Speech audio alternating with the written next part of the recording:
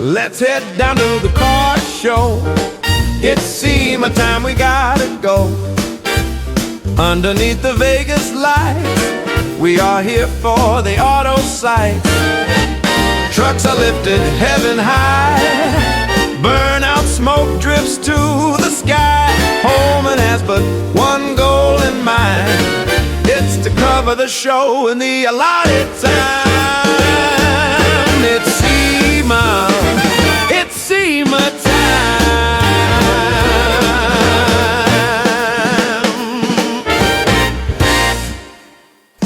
The Truck Show, we're gonna show you what we know. We're gonna answer what the truck, 'cause truck rhymes with the Truck Show. We have the lifted, we have the lowered, and everything in between. We'll talk about trucks that run on diesel, electricity, and on gasoline. The Truck Show, the Truck Show, the Truck Show. Oh, oh. It's the Truck Show with your host, Holman. Welcome back to the Pod Shed. In this episode, we'll be continuing part 2 of our SEMA coverage. So in this episode, you'll hear from some great brands like Bestop, Synergy Suspension, our good friend Scott Birdsall, and a trio of Hankook vehicle owners in the Hankook Tire booth. But before we get into it, we have to thank our sponsors. The Truck Show podcast is proudly brought to you in partnership with AMSOIL, the maker of the best synthetics and the same ones we use in our rigs. With the holidays upon us, we've got a couple of great promotions to share with you. So from now until November 24th, get any 3 AMSOIL diesel additives, including 4-into-1, cetane boost, diesel cold flow fuel additive, diesel recovery treatment, diesel injector clean, and diesel injector clean plus cetane boost for just $30. Head to the AMSOIL website and use the promotional code TSP2025 on checkout. You can find the link to our landing page on the Truck Show podcast website under featured products. And for those of you looking for some great holiday gift ideas, AMSOIL's got some new merch, including some t-shirts, which I'm wearing right now. So from now until December 31st, take advantage of AMSOIL's holiday offer. Spend more than $125 and get the AMSOIL Blocks UTV set for free. Use promo code Holman2025 at checkout on AMSOIL.com. And while you're out holiday shopping, consider getting your loved ones or yourself a brand new Kershaw knife for 40% off MSRP. This includes automatics, and the code can be used more than once. Kershaw has an extensive lineup of knives ranging from EDCs that you won't be afraid to abuse to premium made in the USA knives you'll want to share with your friends. Heck, you can even share the promo code with your friends. Knives for everyone. Use the promo code TSP2025 and get those gifts for your family, friends, or even yourself today at kershaw.kaiusa.com. And OVR Magazine also makes a great gift. If you want the latest in adventure, gear, and upgrades for your vehicle, go to OVRmag.com and use the code @TruckShowPodcast for a discount on print or a 1-year digital subscription for free. Please help me to keep the Truck Show podcast free by supporting our sponsors or leaving reviews on Apple and Spotify. So here I am in the Bestop booth, and I'm with Cassie. And what's your job at Bestop? So I am the ETOP project manager, and I handle e-com sales. And you also drive a Bronco Raptor. I do. It's my daily. And we're going to go see it? Yes. All right, awesome. Show us this 2-door Bronco right here. So at SEMA this year, we are launching colors, not only for our Jeep models for ETOP, but also 2- and 4-door Bronco. So this one here is our champagne color. We also have Merlot, Admiral, and Smoke. And these are made to order, so custom built as you're ordered in about 6 to 8 weeks, but still same manufacturing, 9 layers of fabric, sound insulation, all the good stuff you'd get with your black ETOP. Green 4-door JL in front of us, the champagne color top. It has vibes of old school Sahara, which I love. Yes, I'm totally down with that. Now, when you talk about the 9 layers of insulation, one of the things that I'll tell you is that OVR, Mark Hahn, has a Bronco. He does. It's a very loud Bronco. It was so loud, his soft top Bronco, that when I would answer the phone, not even on speakerphone, my wife would go, "Oh, Mark called." Yep. Because she could hear it.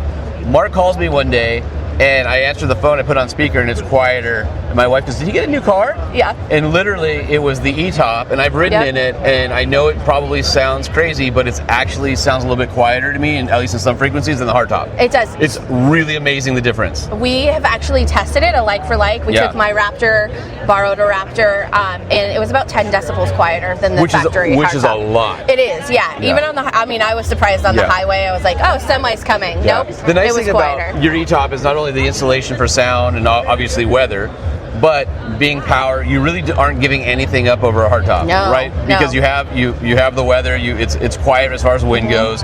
It's quiet for ambient noise, and then you can push a button and then you're topless. So I mean, this, if you're on the fence, you're like, oh, do I want to be a soft top person or a hard top person?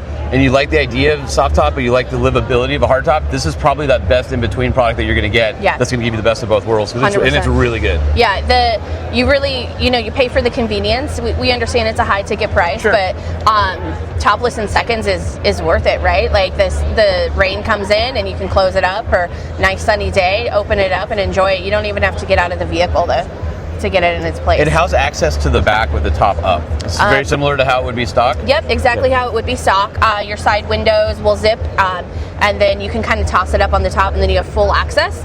And even when it's down stacked and open, it doesn't sit inside the trunk area, so you still have full access to your trunk cargo area. And all that. And then the nice thing about your tops is the way that the roof is sort of sewn over the sides and everything, and that's one of the things I like about the best top product is the way it's constructed is really. I mean, the materials are high quality, but the way it's constructed is really good. Yeah, definitely overlapping in a lot of areas, which help with the ceiling, so no leaking. Helps with that noise dampening. Everything. It's definitely a higher end construction and what you would expect from Best Top in their quality. I mean, what was that? 3 seconds to go down? Yeah. Is that about? I mean, I'm watching you while we're talking. You guys have it like on this auto setting, right? Yes. And it's absolutely like we didn't even finish the sentence and it was open. It's Solid. been great. Awesome. All right, what's next? Move to the Raptor. Oh, look at this Raptor. So this is my baby. This is awesome. So I have a Jeep I rock crawl, and then this is my daily driver, and I love it. We put the E-Top on back in March, and I think I've used it every day since, when it's not raining in Colorado. So it's every day after work, just pop it open and really enjoy it. Where I've worked for Best Top for 10 years and never been a big take the full top off, because you got to put the windows in, and not that it's bad, it just takes a while. All the things. Every day, just pop it open, enjoy the ride home, and get home and close it up, and it's good to go. You can see as this one's opening, the insulation panel folding. You can see how thick it is. Yes. As the top is folding, you can see kind of bow out and the fabric panel, and you go, wow, that is really thick. Yes. It's the 9-layer fabric, so thickest top on the market. On the Broncos, you do have a super suede lining. On the Jeeps, it's kind of more of a microfiber. So just, either one adds just that kind of light, classic touch to it. That upscales it a little bit. Yeah. And the other nice thing is, on the black tops, with the inside of, especially the Jeep top being white, kind of looks like a cooler sometimes. Yes, and it kind of, this adds a little bit of that more upscale vibe, a little more serious nature on the inside too. Yeah, exactly. Yeah, it's awesome. I wish I could be like, oh, I'm so surprised at having lived with it with the OVR Jeep, Bronco. It's like, no, I know it, and I'm totally stand behind this thing because made many trips with Mark way more comfortable. Yes, definitely. It's and they're fun to have, and he's in SoCal, I believe, right? Yeah, so he probably gets to enjoy it way more than I do. The weather right now is still, it's like this, it's 75 during the day still, and it's great. It's perfect. Yeah, exactly. Perfect top weather right now. Yeah. Do you want to jump over to the Gladiator? Yeah, let's do it. Excuse us. So I love the Gladiator, and I've been driving one, and so because I've had one sort of as a daily driver for a couple months, I'm appreciating it more. Yes. It's got a 2-inch lift and 35, so it's like the way a Gladiator should be from the factory, right? Yes. And so now I'm like, I've always liked the Gladiator, but it's kind of like been tertially aware sort of on the. And now it's like, oh, now every Gladiator product, that'd be nice. Yes, that'd be nice. yes. So this thing is super decked out. Yeah, this high velocity color. So no, this is actually a wrap. Oh, so looks good for a wrap. It's basic white, and then in previous SEMAs, we kind of had the Forest Service theme. Yeah. Decided to switch it up because this is our main event vehicle. Yeah. We thought brighter the better. Why not? And our doors are usually off, so we can show the Sunrider, the seats, Yes. and then the Tuffy lockbox. So we did the kind of the honeycomb, best top B kind of theme. So we really leaned into the neon this year. Yeah, it's bright. You won't miss it out on the trail for sure. No, but it it really highlights our black twill on the Sunrider, and then the black twill on the Super Top for truck in the back. I had a Sunrider on my JK when they first came out, and I loved it because you could just throw the front part back, and that was it. Yep. And just like the top, it wasn't super loud or anything like that, which was nice. The JK Sunrider was actually my first product launch here at Best Top. And I installed it myself, and those were a little bit complicated. And it was like, what do they want me to do here? But we did it, and I think it was for OVR Magazine. And I sold my Jeep with that thing when I got a JL, and I miss having that because it works so well. Yeah, we have literally done contests at SEMA where you open it up, and I think someone was like 0.5 seconds like flipping it back. So it's definitely another convenience, and then covers the Freedom panel. So if you don't want to get rid of the full hardtop, you still have the option of open air. Perfect. Yeah, you still have some security, and you still have the full hardtop where you don't have to store it, and that's nice. And now the seat covers, I know you guys have some different patterns, but I also know like on the rear seats you do like more of a canvas style cover for like dogs and things like that in the back seat. Those are like really nice because your version has like armrest pockets, and not all of them do. Sometimes they're like the cheap Amazon ones that just lay over the seat. Yours actually wrap around and have the armrest if you have the premium leather and all that, which is a really nice feature if you still want people to be able to use the seat temporarily on a trip or something like that. Our seat covers are your basic one colors, but they're great. And they help, especially with I have dogs we foster, so they're always in our vehicles. So they're a great option. These ones are custom PRP seat covers just for the show, but our seat covers are nice with the pockets, and it's just that basic but still great quality, great coverage. I like it because I can lay it down, and then I can put my kid's car seat on top of it and not damage the seat. And the dog can go in the back or gear, and it's not messing up the leather, and that's really nice. It's simple install too. You're not simple, crawling all under your Jeep just to like tie something. It's great. And then locking under seat storage? Yep, that's our Tuffy lock boxes. So in the rear we have the full length locking storage, and then in the front we have the center console locking storage. Tuffy's great. Most of their products you can either do the key or the coating, so it just really fits whatever your needs are. And then in the bed, you've got a canvas soft topper, basically? Yep, Super Top for truck. Okay. So this is one of our top sellers for our Gladiator. The nice thing is it adds that storage room, but they can fully collapse when you have those extra large items. Comes in that premium twill fabric. And the nice thing about the Super Top for truck too, which this is, you can take that top canvas off, and then there's an integrated tonneau that can be placed on it without having to take the bed rails off. Oh, that's cool. Yeah, so just, whatever your needs are. And because it's kind of a canvas top, you're not taking it away from payload or anything like that. And the nice thing is if you've got items that might blow out, this is perfect because you can still throw all that in the bed and not have to worry about it leaving you on the freeway. Yeah, you can zip up the windows, or if you have animals or kids you're taking to the river, undo the windows, let them dry out in the back. It's a fun time. Absolutely. Cool. That's kind of what we're showing for SEMA this year. Well, I appreciate your time, and I'm going to go poke around the booth and see what kind of trouble I can get into. Feel free to jump in, operate, all right. have some fun. Go find the E-top button. Yeah, exactly. One of 100,000 to push that button this week. Yes, right. But that's what it is, right? You got to experience it to be like, okay, this really is as convenient. Next time you guys need to get one of those giant fans to make it blow it, like from wind tunnels. So and then we'll get the back screen, so it's like you're driving. Just a full-on experience. It'll be good. Thank you for your time. Appreciate it. Yeah, I appreciate it. So I found my way into the Synergy booth with my old friend Dave Schlossberg, and he just showed me that he's got this cool Jeep inside his booth that has, what? Super Duty axles? Yeah, so 2005 and newer Ford Super Duty axles are pretty legit, and for many years guys have been putting those things into Jeeps and Toyotas, but and the brackets are all wonky, or the geometry's not great. Yeah, so the front ends have the big old radius arms on there, so they got the big old castings for the radius arm mounts and stuff like that. So guys will get the axles and they'll spend weeks cutting all this stuff off and get mismatching brackets from here and there and a bunch of different places to kind of figure out how to put these axles in underneath these Jeeps. And so what we've done is we've kind of watered it down and built a kit that includes all the bits and pieces and parts and components needed to put the axles in underneath the Jeep platform. Basically, go to the junkyard, grab a set of Super Duty donor axles, and then you guys have the parts if you wanted to upgrade those even further, ball joints, things like that. Well, we do have those too, but the basic kits basically are modified long arm, our existing JL and JT long arm suspension that we have, and then by using the existing brackets and some different control arms, we're able to mount the axles up underneath. But you could essentially go crazy if you went to the Super Duty axles. You could put them on your JL, JT with your bracket kit and arms, and then you could upgrade the axles if you wanted to. And then do you have suspension that's tuned to the axles as well? The kit's basically a suspension kit minus shocks, springs. So you can spec out what you want. Yeah, so you can, you figure out what lift height you want and stuff like that. Or if you have a lift on there and you want to reuse things that you already have, it's pretty seamless and you can do that. A minimum lift height that you recommend with that because of the size of the axles? I mean, it just basically what shocks you want to mount underneath there and where you want the bump stops to set up. How much up travel you want to have? Yeah, so you get the kit and start mocking things up there and figure out where you want your bump stop set and kind of work backwards from there.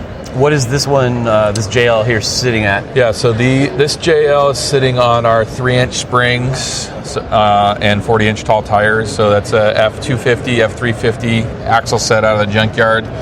What's really cool, some of the F250s came with factory E-lockers in the rear. So if you're lucky enough to find one of those, you can skip that part of buying the rear locker. So all you need is a set of gears, a front locker if you want, and you'd be in business. So again, the kit doesn't come with shocks, it doesn't come with coils, and you're on your own to redo your driveline stuff.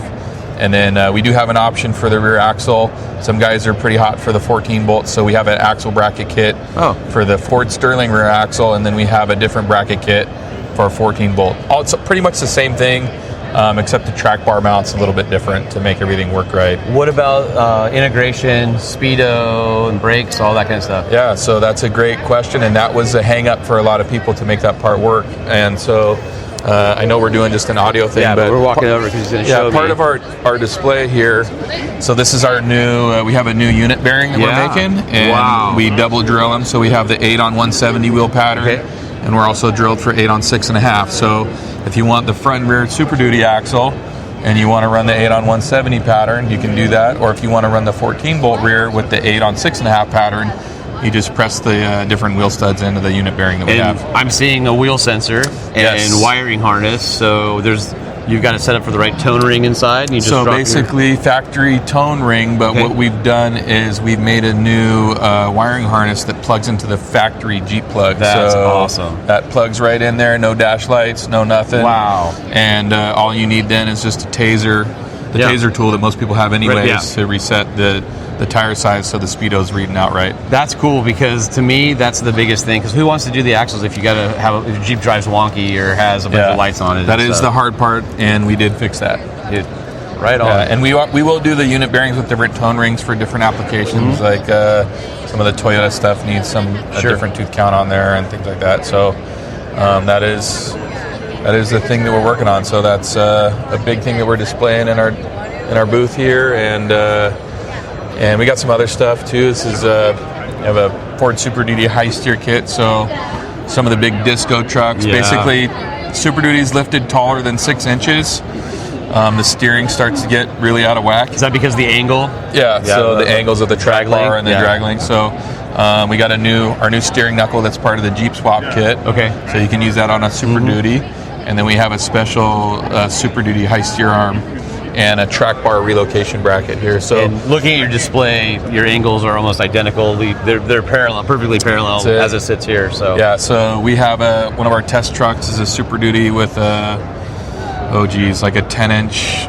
Icon lift on there, which a lot of guys are running. So this truck drives better than it did stock with our high steer kit on there. So I believe it. Especially cool. After you lift it, because once you bring the steering back into geometry, because you can fix the tie rod, you can do the adjustments and all that stuff, but until you bring the steering to be closer to stock. Yeah, you got to correct the geometry. And the best way to do that is always to raise the track bar mounts on the axle housing.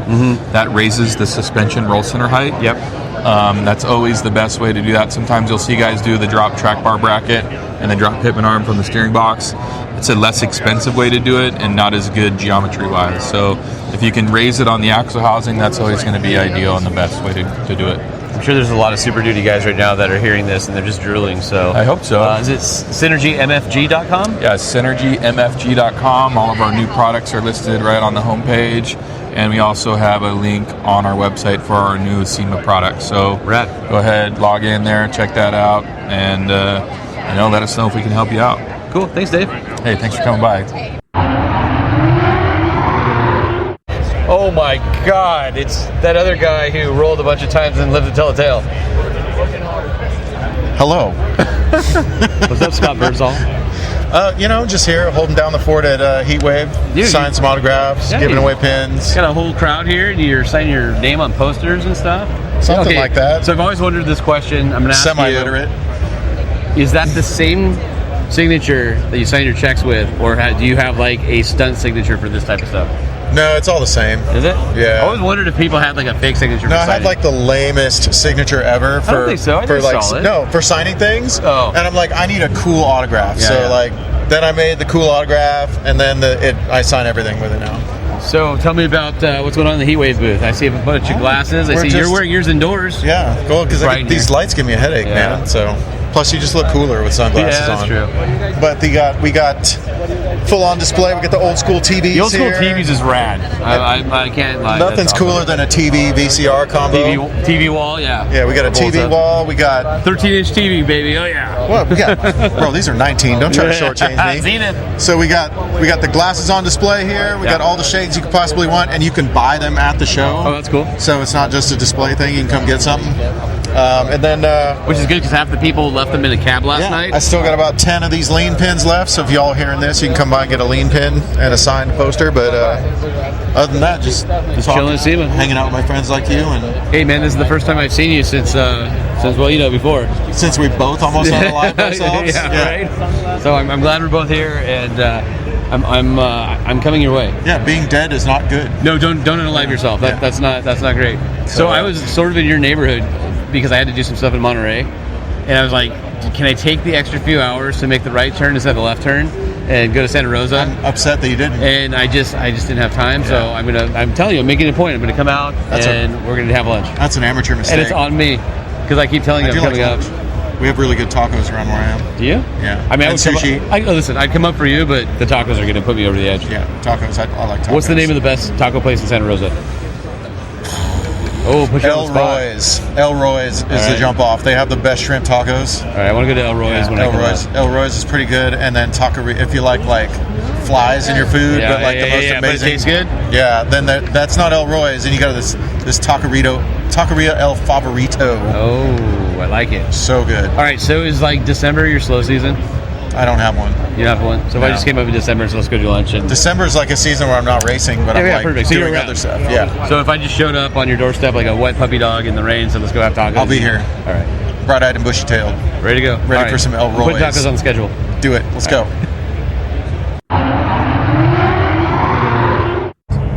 All right, I'm standing out here in front of SEMA, and you can hear, I think the Hoonigan guys are going crazy right now in the background, which is super rad. It literally looks like the parking lot is on fire, and I hear a lot of V8s and tire noises, and they're turning perfectly good tires into smoke, which I think we can all get behind. All right, I am over in the Hankook booth, and we've got a couple of rig owners here, so I figured we would go through and talk about your build, and I'm standing in front of a KOH car. Who am I with? My name is Jacob Pacheco. I race in the 4800 class for King of the Hammer / Ultra 4 Racing. So the 4800 class is basically a single shock car per corner, and then 37-inch tires are our max DOT. So we're running the Hankook Dynapro MT2s. This is our first year together working. And you've won some races on them, right? Yeah, so kind of cool story is first year with Hankook working together as a partner and able to win 2 races and win 3 championships throughout the season. That's pretty amazing, especially when you just got together with them, right? Yeah, so this is their first, as far as I know, their first entry into the Ultra 4 series. Obviously with Dynapro being the first, their new Dynapro 37-inch MT2, We got the tires 3 weeks before Hammers, and been running them ever since, and have had really, obviously, good luck with them. Great performance out of them. The MT2 is a great looking tire, by the way. Yes, I was extremely happy to see the tread design they came out with. The side lug scallop on it, I think, helps in the rocks. Sure. Beefs up the sidewall, in my opinion, a little bit more. Doesn't hurt the traction either, because when we're in the rocks, we need all the traction we can get. And being on my third different tire manufacturer in 3 years, teaming up with Dynapro MT2s and Hankook, winning what I've won, able to win championships and races, that's the best I can ask for out of a tire manufacturer. Well, and you obviously have a pretty good back-to-back with what other tires have done. And, I think let's face it, there's a lot of good drivers and there's a lot of good cars, but being able to win in that environment starts with the tires. Yes, so obviously that's the thing, that as they say, rubber meets the road, and if I don't have a tire that performs, then I'm not going to be able to perform myself. So along with my team, working as a unison and getting the tires to work with the car and everything else, it really starts with the tire, because that's the first thing that hits. That's the only thing that hits the ground. Yeah, sure. Everything else around Hopefully. it.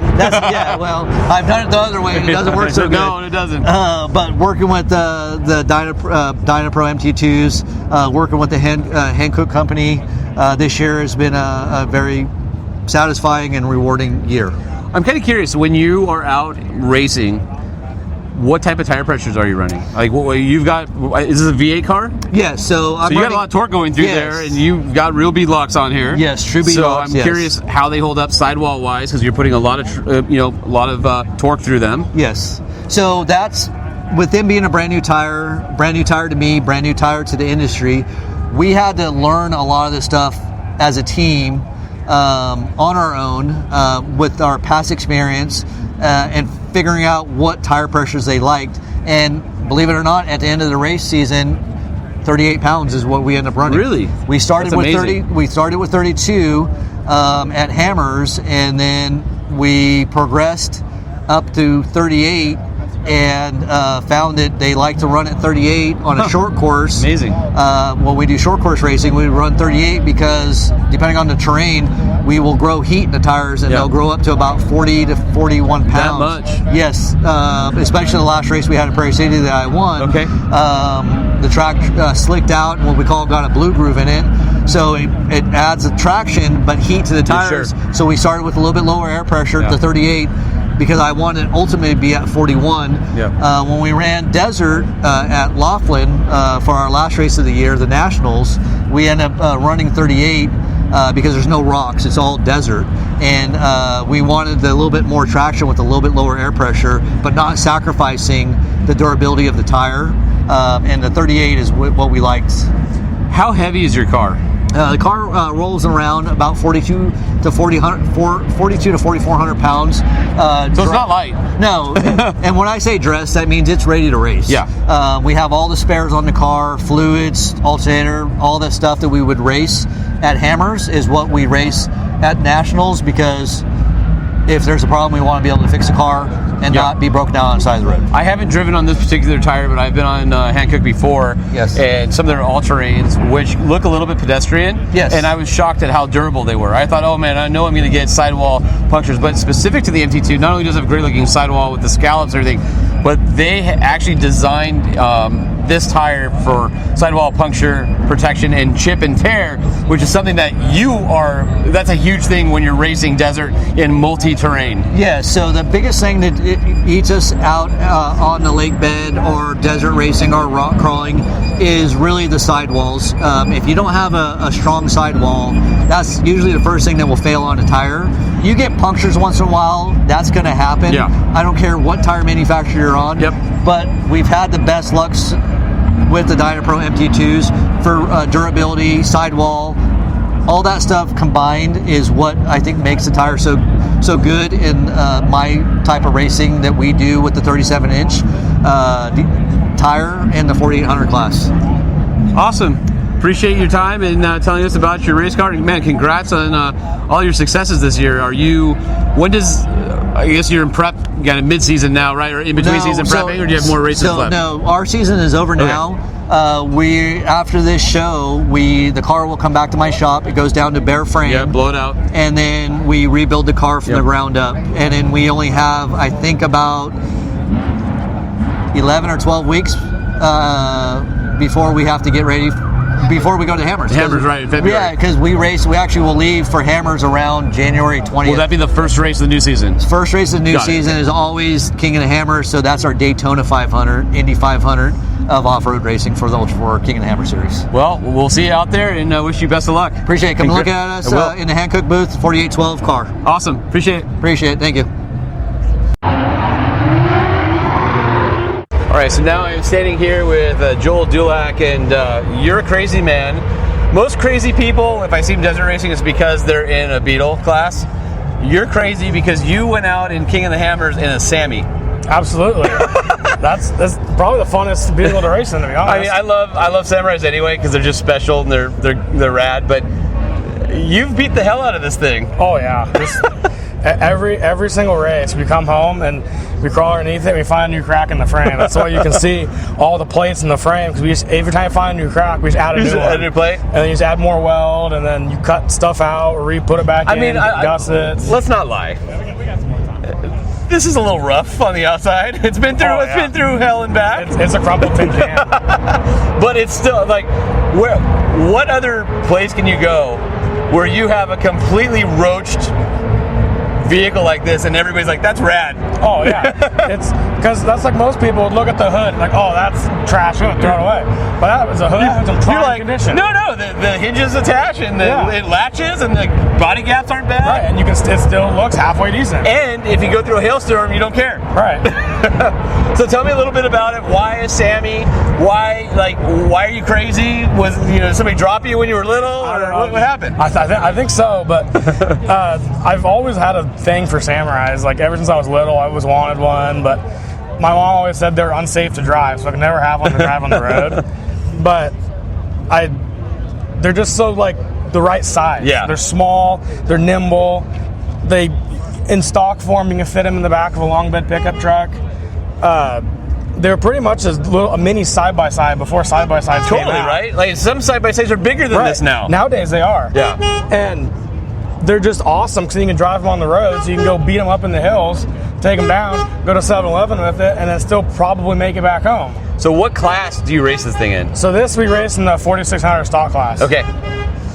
And that class, it's a lot of fun because you're limited to 35-inch tires, and you can't really stretch it. So you have to be within, I think it's 3 inches of factory wheelbase. Okay. So you can't just bring a stretched TJ out there. Well, let's face it. I have a flat fender, so I'm a flatty guy, and so they're not that different in size. Everybody's like, well, how do you crawl over? So I just go around it. Right. Like you can squeeze through stuff those other guys can't do, right? That's like, so we're out of Oregon, and there's a trail up there called Quack Attack. It's one of the harder trails up there. The greatest name ever. Oh, it's hilarious.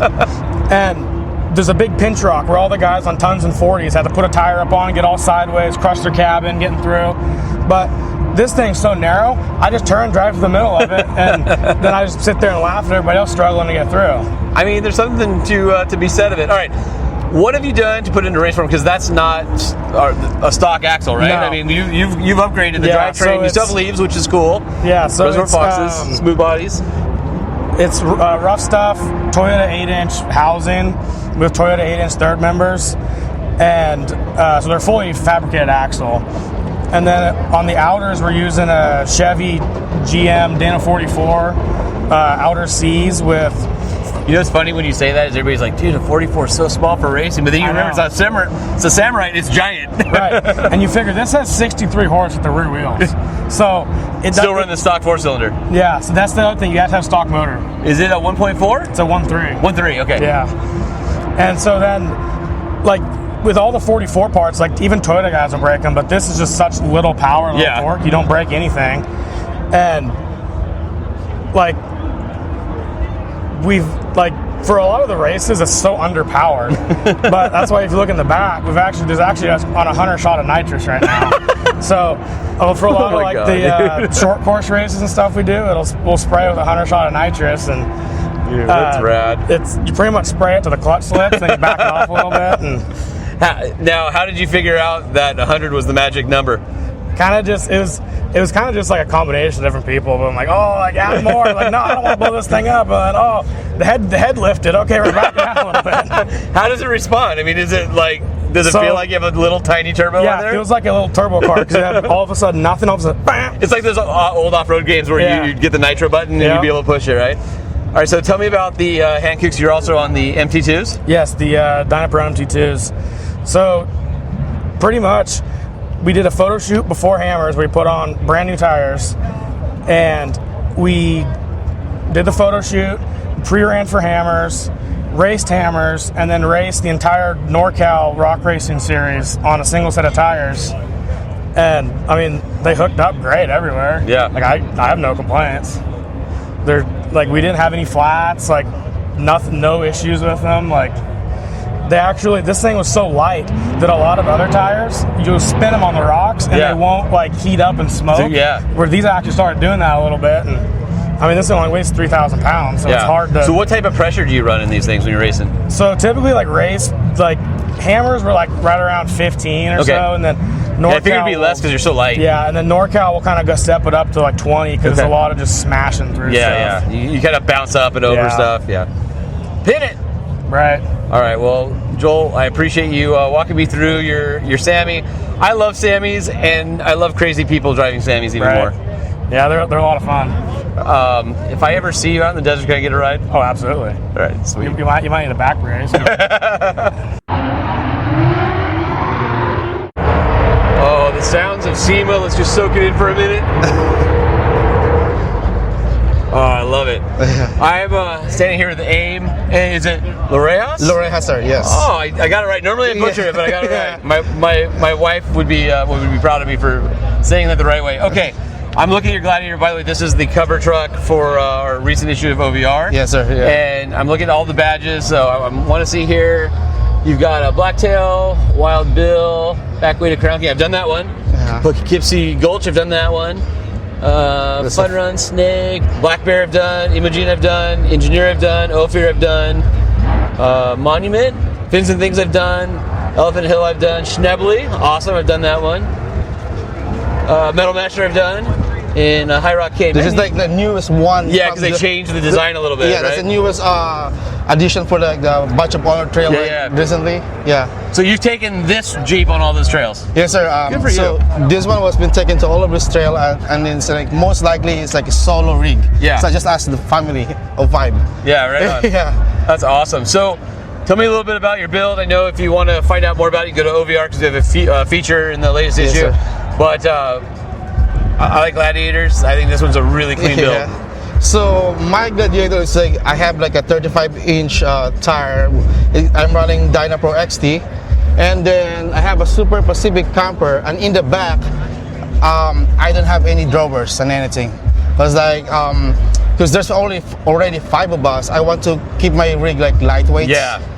Cause like my background is backpacking. Oh, so you're used to the lightweight stuff. Yeah, I like lightweight stuff. So it's like when you go backpacking, the more light you carry, the more distance you can go. You know what's funny about that is when we were kind of researching the OVR stuff, sometimes we'll go after some of those backpacking places because there's like you'll do a gear review, right? And they go, oh, this one is 8 ounces more, so it sucks, right? I'm like, but it's so lightweight, it's perfect for overlanding, right? Because it helps keep your rig light. So a lot of times if you go to the backpacking people, you can find a lot of gear that'll help keep your rig light. Yeah, exactly. That's why like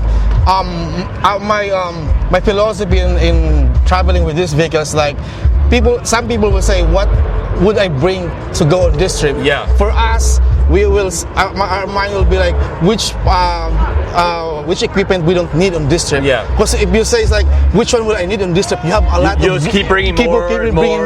Yeah. So we say like, which one we don't need on this trip? Sure. And then like we don't bring stuff that we can't use at least like 3-4 like. I have to like one stuff that can use like for 3 different kinds of ways or 4 different kinds of ways. Yeah. Just keeping it light, and then like I want to travel on like gross at the gross vehicle. Keep it safe, especially when you have 5 people in there. Exactly. Right? There's only like 5 of us. Yeah. Yeah. Well, it's a beautiful rig. So tell me a little bit about the XT tires. I know this is sort of like the tweener tires, a little bit more aggressive than the AT, a little less aggressive than the MT. It's really, they designed it around highway comfort, but for long distances, but made it tough enough to go hit the trails once you get there, right? I mean, it's a good all-around tire. So I have a great test with this tire last summer because like we did almost a month long trip, like a 26 days trip. We did the Colorado BDR, we did part of Wyoming, and then the Idaho BDR. So we traveled all the way to. And that's a lot of miles. Good for you. Yeah. So we did like 5,800 miles, and then like 2,800 miles of that one was off-road. So basically, we tested these tires with all kinds of terrain, all kinds of environment, and so I'm happy with these tires. I mean, you're on rock, you're on sand, you're in mud, and everything. The only road condition that I didn't encounter this trip was the snow, so I have to test on that one so far. And then like, I tested this one when we're in Montana. It's like 80 miles per hour in Montana. So I did only like 60 on the rain. I told my wife, is there a car behind us? And no, it's like I want to like test like how like the stopping, how stable it is, the hydroplaning, and all that. And then like I want to brake, and then it handles like really great for me. So like I was like surprised at it. I mean like, because I was surprised because it's my first time having with these tires. So basically all my especially if you live in SoCal, like you have to travel like a little bit farther to go hit on the trail. So this is a good tire for basically for overlanding, because like you have to travel like long distance on asphalt and then get to the trailhead. Get on the trailhead. Now your suspension kit on this is that a 3-inch lift? So this is a 2.5. 2.5. Clayton. Okay. But I changed the springs to AEV. Yeah, the high capacity. I noticed the blue ones.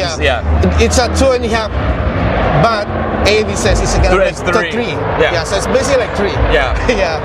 No, it's a great looking rig, and I love that you use it.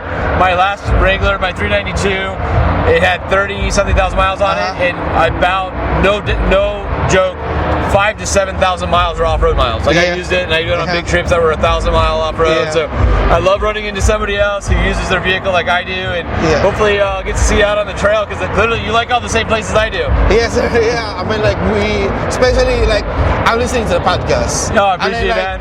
When you always like telling me about so we only know before the Mojave roads. And then I hear about the EMHT. So I was like, and then following the group in Facebook, and then Billy Kershaw. So I was like, Desert Explorer Billy Kershaw. So I do 2 sections already, but we want to do it as like a one whole like run. The whole AMH. Give yourself about, I would say 10 to 12 days. Yeah, that's what our plans is like. We want to like 10 days because I love photography. I mean the photography out there, your opportunities is so spectacular because it's some of the most remote regions of California, and that trail is near and dear to my heart. And I'm glad to hear that you've been on part of it. Now the part you've been on is pretty rad, right? Yes, it is. I mean, like also like there's a lot of like short hike in the area. There are. That my kids love. Petroglyphs, some of the little slot canyons. Exactly, and then the cave. I forgot the name of the cave. Oh, I know what you're talking about. You get the lava tubes over on the Aiken Mine side, and then there's a few other caves, and then Mitchell Caverns. Mitchell Caverns, the ones. Because like I don't think like most of Californians knows about Mitchell Caverns. Most Californians don't know that the desert is full of amazing places. Like it's gonna surprise me. It's like you wanna some of my kids lessons like about stalactites and stalagmites. So and then like I show it to them. It's like, you wanna see it? So let's go to like Mitchell Caverns. But I want to tell the listeners that you have to make a reservation first. Before you're going there. So I mean, it's a guided tour. So how long have you been listening to the podcast? 3 years now. Oh, awesome. 3 years now. So I appreciate that. Thank you for your support, and you got a beautiful Gladiator. Thank you, sir. All right, talk to you soon. Thanks, Sam. Thank you, sir.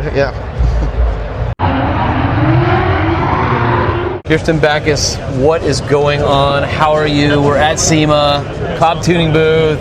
What is going on? We are at SEMA, and it has been an incredible week so far. I will say that we started off with the Manufacturer of the Year award yesterday morning. What? And then I wrapped up last night with the SEMA Woman of the Year award. What? So yesterday was too much. It's amazing my head fits in here. So is today like can't live up to it and you're just There's ready no to go home? way. No, today it's just been a letdown from job. Yeah. Although you know it's not a letdown, your incredibly soft booth carpet. It's true. It's really we got cushy. that cushy stuff here. Yeah, it's good. So when I was walking around looking at stuff, I saw somebody's new tunes are out in the new product section. I know we talked about it on news, a few weeks ago when you sent me the press release. But maybe walk us through some of the new stuff for this year. Sure. Yeah. So the newest tunes that we've got. Newest, I like that. Those would be the Toyota Tacoma and the Toyota 4Runner for the 4th and 6th gen, respectively.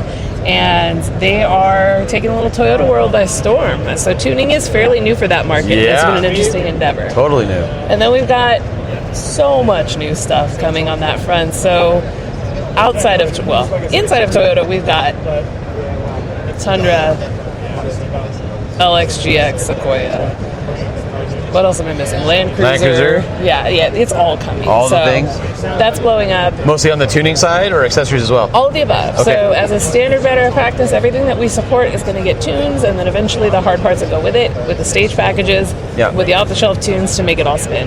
That's awesome. Yeah, it's really it's a cool setup, and it's going to be. I know we've kind of teased it a little bit, over the past year or two, and to see you're sort of at that point where now you can talk about the stuff that's been sort of teased is pretty neat. Yeah. Oh yeah. So it's a hell of a development process, especially when you're talking about dealing with emissions compliance and all of that. So we're dealing with all of the internal development and all the hang-ups and setbacks that come with brand new platforms that we've never touched before. And then as soon as we feel really accomplished, we go to the state of California and they smack us back down to reality and humble us. And then sometimes we have to go back to the drawing board and make some changes. And we start slowly getting those iterations right. And so we have something that we can actually release that's 49 state and pending 50 state release. Okay. So. What are we looking at power-wise? And is this on the standard Turbo 4, or anything hybrid, or just the... Yeah, so not hybrid quite yet. Okay. So it's going to be that standard internal combustion. Yep. And right now we're looking in the power range is about 50 and an off-the-shelf tune. That's a lot. It's not nothing. That is, in that vehicle, that's got to be, what is that thing, like 280 or something? It's not huge from jump. So percentage-wise, it's significant. It's pretty good, yeah. And once we get through that and you take that off to a Pro Tuner, I'll be thrilled to see what they're capable of once they're off on their own dyno working specifically with your vehicle. And you also have some Ford stuff? Yes, brand new Ford things. So we have just gotten, let me say this. We are just about ready to release the 24-25 Raptor tunes. Those are coming very quickly.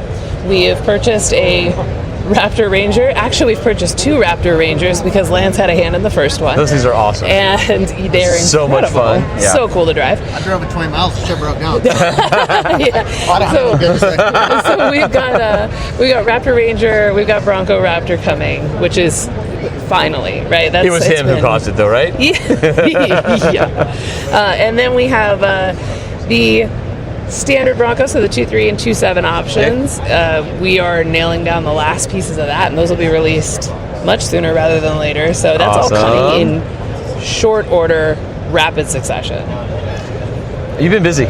We've been busy as hell, Sean. It's been an exhausting few months, but we're glad to be at the point where everything's starting to come out. How good does it feel that you put in all that effort and it's like now you get these awards and you're like, okay, the rest of the world thinks we're as cool as we do. Yeah, right. We always loved ourselves, but as it turns out, other people love us too, and that's pretty great. Yeah, it feels like a real crowning achievement coming on the tail end of such a rapid fire period of development. Yeah. What should we look forward to? Anything else that we didn't touch on that's coming that we could hint at? Oh, this is a trick question. It is a trick question. I was going to see if I can trip you up and say something we're supposed to. We've got some exhaust components coming. Okay. We've got maybe some larger and more intensive exhaust components coming. We've got maybe some suspension components coming. Okay. These are all things that are very much in development and I could throw on the cutting room floor immediately. Okay. So, All right. Yeah. Hold your breath, but not that one. Okay. All right. Well, good to see you. Congrats on all the awards. Yes. And for all of our Toyota fans out there, I know you're stoked to hear about the tuning. And then Raptor people. I mean, Raptor people always want a little bit more, so I think that those two are going to be great. Absolutely, yeah. We're looking forward to all the new releases. Thank you for coming by. You're welcome. Glad to see you here and up and functioning at the SEMA show. Thank you. As I've been telling people, it's good to be seen. That's right. All right, well, cheers. We'll catch up later. Yeah, sounds good. All right, that's going to do it for part 2 of our SEMA coverage, but stay tuned because we've got lots more coming. Thank you, AMSOIL, Kershaw Knives, and OVR Mag for making the show possible. And don't forget to go to truckshowpodcast.com to take advantage of our promotions. Leave me some feedback, truckshowpodcast@gmail.com, or a message on the 5-star hotline, 657-205-6105. And, of course, follow us on social, at Truck Show Podcast or at Sean P. Holman. Looking forward to doing it again soon. The Truck Show Podcast is a production of Truck Famous LLC. This podcast was created by Sean Holman and Jay Tillis, hosted by Sean Holman, and uses production elements by DJ Omar Khan and Jay Tillis. If you like what you've heard, please open your Apple Podcast or Spotify app and leave us a 5-star review. And if you're a fan, there's no better way to support the show than by sharing it and patronizing our sponsors. Some vehicles may have been harmed during the making of this podcast.